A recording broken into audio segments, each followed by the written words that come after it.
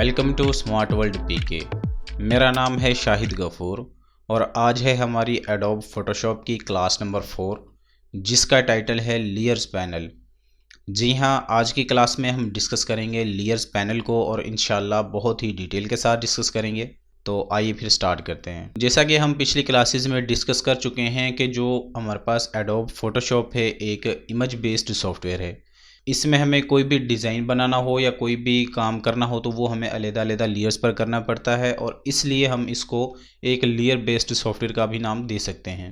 इसकी मिसाल बिल्कुल ऐसे है जैसे आप कोई बिल्डिंग बनाते हैं, सबसे पहले उसकी बेसमेंट बनाई जाती है, फिर फर्स्ट फ्लोर बनाया जाता है, फिर सेकंड फ्लोर, फिर थर्ड फ्लोर और इस तरह से हम और भी बहुत से फ्लोर्स बनाते हैं। मतलब कि हम हर काम स्टेप बाय स्टेप करते हैं। बिल्कुल इसी तरह से फोटोशॉप में ये काम हम लेयर्स की सूरत में स्टेप बाय स्टेप करते हैं। इन लेयर्स का फ़ायदा हमें ये होता है कि अगर हमें कोई डिज़ाइन है, अगर हमें चेंज करना हो तो वो हम बहुत ही आसानी के साथ चेंज कर सकते हैं। अगर हमें किसी तस्वीर को किसी दूसरी तस्वीर के साथ रिप्लेस करना हो बहुत ही आसानी के साथ कर सकते हैं।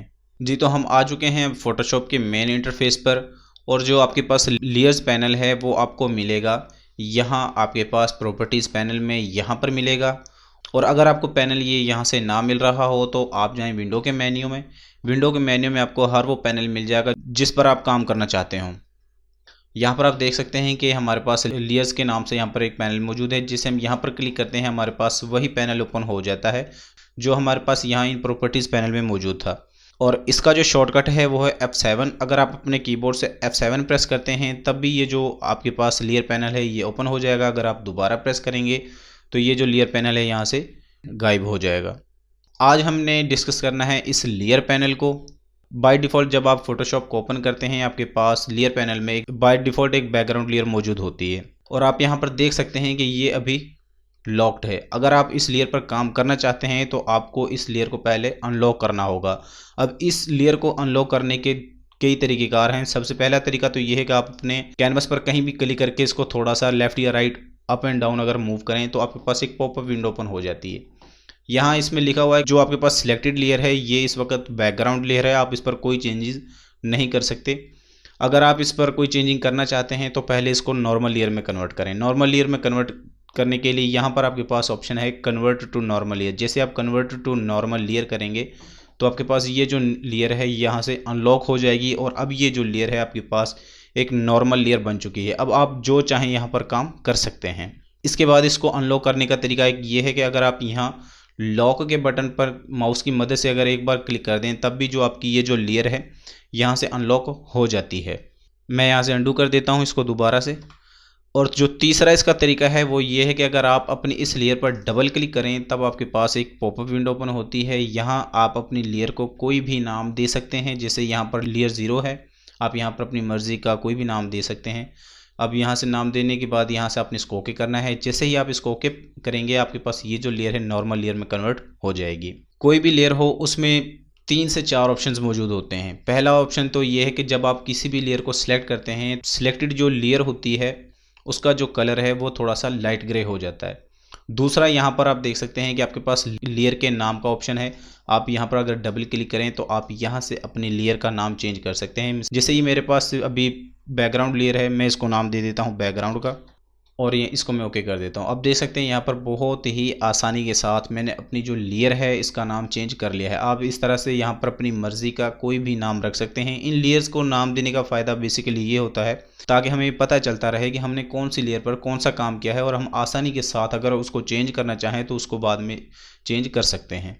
उसके बाद ये वाला जो आइकन है ये आपकी लेयर का थंबनेल है। यहाँ पर आपके लेयर में जो कोई कंटेंट मौजूद होगा वो यहाँ पर शो हो रहा होगा।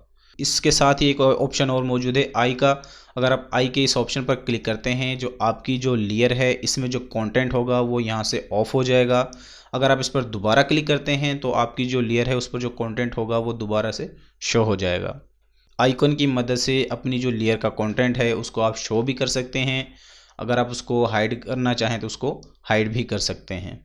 इसी मेन्यू में आपके पास यहाँ बॉटम साइड पे कुछ बटन्स मौजूद हैं जिनमें से जो सबसे पहला बटन है वो डिलीट का है और जो दूसरा बटन है वो आपके पास क्रिएट न्यू लेयर का बटन है और जो तीसरा बटन है वो हमारे पास ग्रुप का है और यहाँ पर जो चौथा बटन है वो हमारे पास एडजस्टमेंट लेयर्स का है। इंशाल्लाह हम इनको आने वाली क्लासेस में बहुत ही डिटेल्स के साथ देखेंगे और इसके साथ जो ऐड लेयर मास्क है, इसके बाद लेयर स्टाइल्स हैं। इसके साथ ही हमारे पास यहाँ पर एक लिंक लेयर्स का बटन भी मौजूद है। हम एक टाइम में मल्टीपल लेयर्स को आपस में लिंक भी कर सकते हैं। आज की क्लास में हम इन सिर्फ 3 बटन्स को डिस्कस करेंगे। तो यहाँ पहले बटन को डिस्कस करने से पहले हम डिस्कस करेंगे यहाँ पर क्रिएट न्यू लेयर के बटन को। क्रिएट न्यू लेयर के बटन पर अगर हम क्लिक करते हैं तो हमारे पास यहाँ पर नई लेयर्स बनती चली जाती हैं। अब इनका हमें फ़ायदा ये होता है कि हम हर लेयर पर अलग डिज़ाइन बना सकते हैं, अलग पिक्चर्स लगा सकते हैं। जिस तरह का हम काम करना चाहें अपनी मर्ज़ी से कर सकते हैं। जितनी बार हम यहाँ क्रिएट न्यू लेयर के बटन पर क्लिक करते जाएंगे हमारे पास यहाँ पर लेयर्स का नाम और उनका एक नंबर लगता जाएगा। आप यहाँ पर बहुत सी लेयर्स बना सकते हैं और हर लेयर पर जिस तरह का काम करना चाहें उस तरह का काम कर सकते हैं। इसके साथ ही हमारे पास यहाँ पर एक डिलीट लेयर का बटन मौजूद है। अगर हमें किसी लेयर को डिलीट करना हो वो भी हम कई तरीक़ों से कर सकते हैं। पहला तो तरीका इसका ये है कि जिस लेयर को आपने डिलीट करना हो उसको पहले सिलेक्ट करें। जैसे मैं यहाँ से लेयर नंबर 9 को डिलीट करना चाहता हूँ, सबसे पहले मैंने इसको सिलेक्ट करना है। सिलेक्ट करने के बाद यहाँ आपके पास डिलीट का जो ऑप्शन मौजूद है यहाँ पर क्लिक करेंगे तो आपके पास एक पॉपअप विंडो ओपन होगी कि आप इस लेयर को डिलीट करना चाहते हैं। अगर आप चाहते हैं तो इसको ओके कर दें, तब आपके पास जो सिलेक्टेड लेयर होगी वो यहाँ से डिलीट हो जाएगी। दूसरा इसका तरीका यह है कि जिस लेयर को आपने डिलीट करना हो उसको पहले सिलेक्ट करें। सिलेक्ट करने के बाद अपने कीबोर्ड से डिलीट का बटन प्रेस करें। जैसे ही आप अपने कीबोर्ड से डिलीट का बटन प्रेस करेंगे जो आपके पास सिलेक्टेड लेयर होगी वो यहाँ से डिलीट हो जाएगी।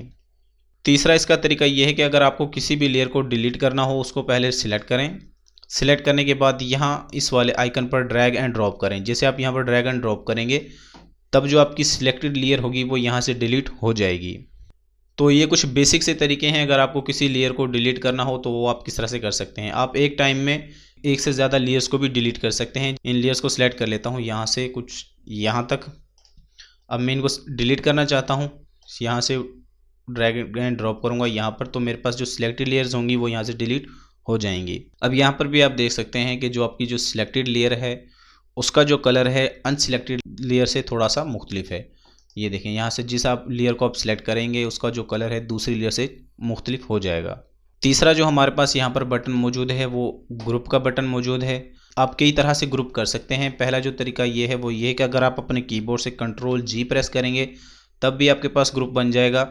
और भी इसके कई तरीके हैं, वो भी हम अभी डिस्कस करते हैं। ये देखें, अभी के लिए मैं यहाँ पर ग्रुप बनाना चाहता हूँ इन लेयर्स का।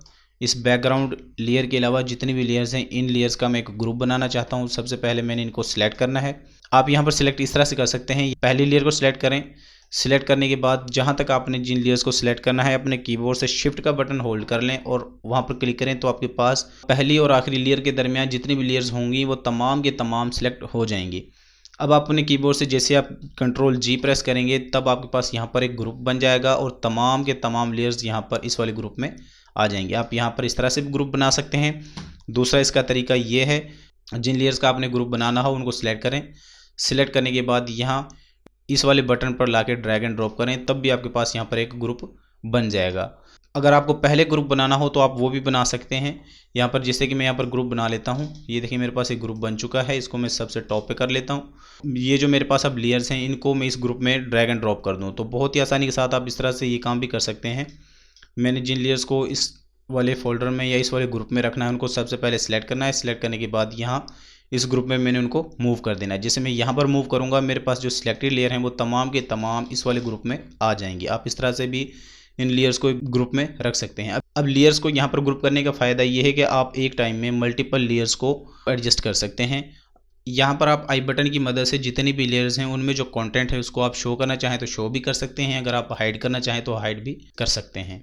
फोटोशॉप में लेयर्स का जो ऑर्डर है यानी कि जो लेयर्स की तरतीब है बहुत ही अहमियत की हामिल है। जो लेयर आपकी इस लेयर पैनल में सबसे नीचे होगी उसका जो कंटेंट है वो सबसे नीचे नज़र आएगा और जो लेयर इस वाले लेयर पैनल में सबसे टॉप पर होगी उसका जो कंटेंट है सबसे ऊपर नज़र आएगा। इस चीज़ को समझाने के लिए मैंने यहाँ पर आपके लिए कुछ फाइल्स तैयार की हैं। यहाँ पर मैं आपको ये समझाना चाहूँगा। यहाँ पर आप देख सकते हैं कि यहाँ पर मैंने टेक्स्ट लिखा हुआ है और यहाँ पर एक लाइन और कुछ शेप्स मैंने बनाई हुई हैं। और यहाँ पर भी आप देख सकते हैं लेयर पैनल में जैसे जैसे मैंने शेप्स बनाई हुई हैं वैसे वैसे उनका नाम यहाँ पर लिखा भी हुआ है। तो यहाँ पर जो हमारा पहला टेक्स्ट है स्मार्ट वर्ल्ड पीके वो सबसे टॉप पर है। अगर आप इसको कहीं पर भी मूव करना चाहें तो आप इसको कर सकते हैं। तो ये जो आपका जो टेक्स्ट है ये सब लेयर्स के ऊपर है, तो ये जो कंटेंट है ये सबसे ऊपर शो हो रहा होगा। इसके बाद यहाँ पर अगर आप देखें, जो दूसरा कंटेंट है हमारे पास वो यहाँ स्मार्ट वर्ल्ड पीके से थोड़ा सा नीचे है, यानी कि निचली लेयर पर मौजूद है। अगर मैं इसको इसके ऊपर लेके जाऊँ तो ये वाला जो कंटेंट है मेरी इस लेयर के ऊपर नहीं आ सकता, क्योंकि ये जो लेयर है ऊपर वाली लेयर के नीचे है, तो ये वाला जो कंटेंट है इस लेयर का वो नीचे ही शो होगा, ऊपर शो नहीं हो सकता। अब मैं इसको यहाँ से अंडू कर देता हूँ और इसी तरह से आप देख सकते हैं यहाँ पर एक लाइन है, ये वाली जो लाइन है इन दोनों टेक्स्ट के नीचे है। अगर आप इस लाइन को इनके ऊपर लाना चाहें तो इन टेक्स्ट के ऊपर नहीं ला सकते, क्योंकि ये जो लाइन है हमारे टेक्स्ट से नीचे है। अगर आप इसको ऊपर लाना चाहते हैं, इस वाली लाइन को आप इस तरह से ला सकते हैं कि आपने यहाँ से इस वाली लेयर को उठा के ऊपर कर देना है, तब आपकी जो ये वाली लाइन है ये आपके टेक्स्ट के ऊपर आ जाएगी। यहाँ पर आप देख सकते हैं जो पॉलीगोनल शेप्स की जो लेयर है दूसरी शेप्स की लेयर्स से ऊपर है, और ये जो आपके पास पॉलीगोनल है इन तमाम लेयर्स के टॉप पर है। इसी तरह से यहाँ पर हमारे पास एक ट्राइंगल है, जो ट्राइंगल है वो हमारे पास यहाँ पॉलीगोन से नीचे है। इसी तरह से इलिप्स है हमारे पास एक सर्कल, वो हमारा जो सर्कल है वो ट्राइंगल और पॉलीगोन से नीचे वाली लेयर पर मौजूद है। उसके बाद ये हमारे पास एक स्क्वायर है, यानी कि एक रेक्टेंगल शेप है। जो रेक्टेंगल और जो स्क्वायर शेप है हमारे पास वो सबसे लास्ट लेयर पर मौजूद है, मतलब ये कि ये जो शेप है सबसे नीचे है। जैसे मैंने अभी आपको बताया कि जो लेयर इस वाले पैनल में सबसे नीचे होगी उसका जो कंटेंट है सबसे पीछे नज़र आएगा, और इस पैनल में जो लेयर सबसे टॉप पर होगी उसमें जो भी कंटेंट होगा वो तमाम लेयर्स के टॉप पर नज़र आएगा, सबसे ऊपर नज़र आएगा। आप जो सारा काम है वो एक ही लेयर पर नहीं कर सकते। जिस तरह से मैंने अभी आपको पहले बताया कि जो फोटोशॉप है हमारे पास एक लेयर बेस्ड सॉफ्टवेयर भी है, आपको जो भी काम करना पड़ता है वो अलग-अलग लेयर्स पर करना पड़ता है। इलस्ट्रेटर में तो आप सारा काम एक ही लेयर पर कर देते हैं, उसको बाद में send to back send to front भी कर लेते हैं, लेकिन यहाँ पर ये ऑप्शंस नहीं है।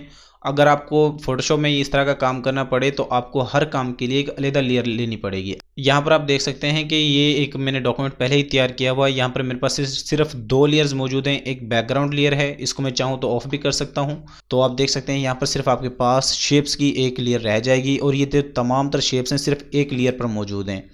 अगर मैं कोई भी चेंजेस करता हूँ सिर्फ एक शेप को सिलेक्ट करके, जो तमाम के तमाम जो शेप्स हैं इस वाली लेयर में उन पर भी वो चेंजेस अप्लाई होगी। ये देखें, यहाँ से अगर मैं इस वाली लेयर को सिलेक्ट करके यहाँ से अगर मैं कलर चेंज करता हूँ तो तमाम के तमाम जो शेप्स होंगी उनका कलर यहाँ से चेंज हो जाएगा, क्योंकि ये जो जितनी भी शेप्स हैं सारी मेरे पास एक ही लेयर में मौजूद हैं।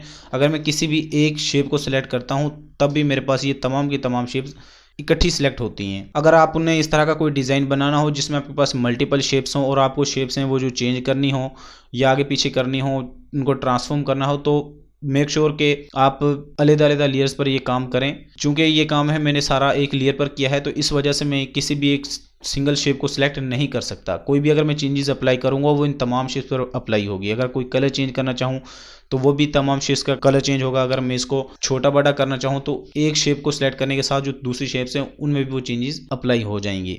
लेकिन अगर आप इस चीज़ से बचना चाहते हैं तो उसका तरीका ये है कि आप हर काम अलग-अलग लेयर्स पर करें। जैसे हमारे पास यहाँ पर आप देख सकते हैं कि ये जो स्क्वायर है ये हमारे पास अलग है, ये सर्कल है वो हमारे पास अलग है लेयर पर मौजूद है, ये जो ट्राइंगल है ये भी हमारे पास अलग लेयर पर मौजूद है, और ये वाली जो लाइन है ये भी हमारे पास अलग लेयर पर मौजूद है। अब जिस शेप को पकड़कर आप छोटा बड़ा करना चाहें छोटा बड़ा कर सकते हैं, जहां मूव करना चाहें वहां पर मूव कर सकते हैं, और जिस शेप का आप कलर चेंज करना चाहें उसकी लेयर को यहां से सिलेक्ट करें या अपनी शेप पर क्लिक करें तो वो वहां से सिलेक्ट हो जाएगी। अब आप उसको यहां से बहुत ही आसानी के साथ चेंज कर सकते हैं। अपनी मर्ज़ी के मुताबिक जिस तरह का डिज़ाइन बनाना चाहें आप यहाँ पर डिज़ाइन बना सकते हैं। तो इस चीज़ को समझाने के लिए मैं यहाँ पर एक न्यू डॉक्यूमेंट ले लेता हूँ। अब हम ये काम करेंगे ब्रश टूल की मदद से। यहाँ पर जो ब्रश टूल है हमारे पास यहाँ पर मौजूद है। अभी तो सिर्फ मैं आपको यही समझा रहा हूँ कि अगर आपको कोई डिज़ाइन बनाना पड़ जाए वो उसके लिए आपको अलग-अलग लेयर्स लेना क्यों ज़रूरी है। ये देखें, यहाँ पर मैं इस टूल की मदद से यहाँ पर कोई एक शेप बना लेता हूँ, और इसी तरह से अब यहाँ से कोई कलर चेंज करके एक और लाइन लगा लेता हूँ। तो आप देख सकते हैं यहाँ पर मेरे पास लेयर एक ही मौजूद है, और यहाँ पर मैंने अब 2 यहाँ पर शेप्स बना ली। अगर मैं इनको मूव करना चाहूँ आगे पीछे सिर्फ एक शेप को तो नहीं कर सकता, क्योंकि यहाँ पर मेरे पास सिर्फ एक ही लेयर मौजूद है। अगर मैं किसी एक शेप को सिलेक्ट करूँगा जो भी कंटेंट होगा मेरे पास इस लेयर में वो तमाम के तमाम सिलेक्ट होगा। ये देखें, यहाँ से अगर मैं बैकग्राउंड को भी सिलेक्ट करता हूँ तब भी मेरे पास ये तमाम जो शेप्स हैं ये सिलेक्ट हो जाती हैं। तो इस चीज़ से बचने के लिए ज़रूरी है कि आप कोई भी काम करें वो अलग-अलग लेयर्स पर करें। जैसे कि एक हमारे पास बैकग्राउंड लेयर है, इसको मैं नाम दे देता हूँ बीजी का। उसके बाद आपने इस वाले पैनल से करना है क्रिएट न्यू लेयर। जैसे आप यहाँ से क्रिएट न्यू लेयर करेंगे तब आप अलग-अलग लेयर्स पर काम कर सकते हैं। ये देखिए, अब मेरे पास यहाँ पर लेयर 1 के नाम से एक लेयर मौजूद है और एक यहाँ पर बाय डिफ़ॉल्ट जो मेरे पास बैकग्राउंड है उसकी एक लेयर मौजूद है। अब मैं इस वाली लेयर पर काम करना चाहता हूँ, बहुत ही आसानी के साथ काम कर सकता हूँ। ये देखें, ब्रश टूल की मदद से मैं यहाँ पर अगर कोई भी शेप बनाऊँ तो आप देख सकते हैं वो शेप है यहाँ पर मौजूद है। इसी तरह से अगर मैं यहाँ पर एक और लेयर ले लूँ और यहाँ से कलर चेंज करके यहाँ पर कोई शेप ड्रॉ करूँ तो वो भी यहाँ पर बहुत ही आसानी के साथ ड्रॉ कर सकता हूँ। और अब मैं जिस शेप को चाहूँ मूव कर सकता हूँ आसानी के साथ। अगर मैं बैकग्राउंड को ट्रांसपेरेंट करना चाहूँ तो वो भी कर सकता हूँ। अगर मैं किसी शेप को चेंज करना चाहूँ बहुत ही आसानी के साथ कर सकता हूँ। तो इसी तरह से आप भी कर सकते हैं। इस सब का मकसद ये है कि आपने जो भी कोई काम करना है फोटोशॉप पर अलग-अलग लेयर्स पर करना है, ताकि अगर आपको कोई चेंजेस करनी हो आप बहुत ही आसानी के साथ चेंजिंग कर सकें। तो ये थी आज की वीडियो जिसमें हमने लेयर्स पैनल को डिस्कस किया। आई होप आपको इस चीज़ की समझ आई होगी कि अगर आप फोटोशॉप को इस्तेमाल कर रहे हों तो जो न्यू लेयर्स हैं वो क्यों ज़रूरी हैं। अगर आपको लेयर्स पैनल के हवाले से कोई भी चीज़ समझ ना आई हो तो आप मुझे कमेंट कर सकते हैं, मैं आपको डेफिनेटली उसका जवाब दूंगा। इसके अलावा अगर आपको किसी भी वीडियो के लिहाज से कोई भी प्रॉब्लम हो तो आप उस वीडियो के नीचे कमेंट करके मुझसे पूछ सकते हैं। तो ये थी आज की वीडियो। आई होप आपको ये वीडियो भी पसंद आई होगी। अगर आपको ये वीडियो पसंद आई हो तो लाजमन लाइक करें, कमेंट करें, शेयर करें।